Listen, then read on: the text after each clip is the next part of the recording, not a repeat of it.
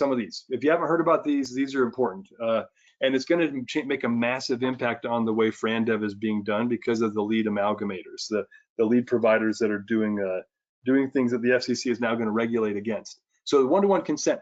This is a new, they actually call it the lead gen loophole that they're trying to close, which is essentially the way that the majority of leads are generated in this industry through portals, where somebody shows up to a website, a consumer, and they say, oh, I'm interested in franchising, and I like this, let's say, Painter One franchise concepts. They fill out a lead form for Painter One, and little do they know that their information is being sold to 5 other brokers or franchisors that might be related to Painter One.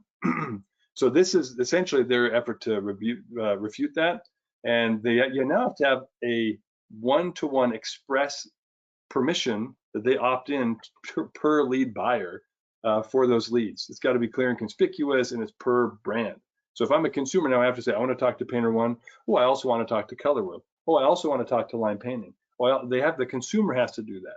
So if any lead generators are on the call, God bless you. This is going to take a lot of effort to recode everything. But what'll happen, and I've talked to some of the lead amalgamators that do this in the home service industry, guys like Angie, Thumbtack, they're redefining their entire consumer experience before January 1.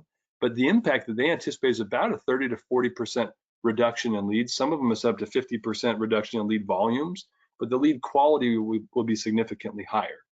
I'm telling you this now because you need to be, as you're looking at budgeting for the next year, if you're reliant upon people who are doing portal leads, or you're depending upon portal leads for your franchise development, your volumes could cut in half. And that also means then the cost is going to jump through the roof. But you might get to the same level of conversion and deals done. I can't make any guarantees there, guys, but I'm just saying, be aware that those are the dynamics shifting in the industry. Texting.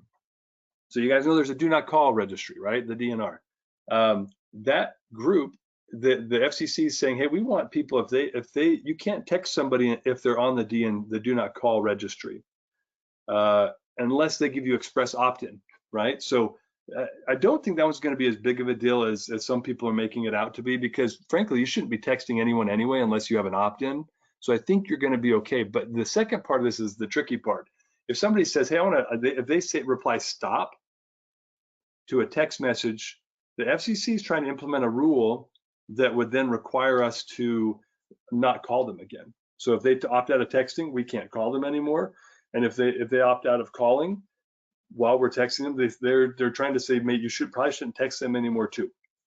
There's a little bit of a TBD around this, like, well, TBD, we'll see how this gets implemented and some of the new rulings that are coming out and some of the suits and the dialogue. But I just want you to be aware that that's something that may very well be required in January.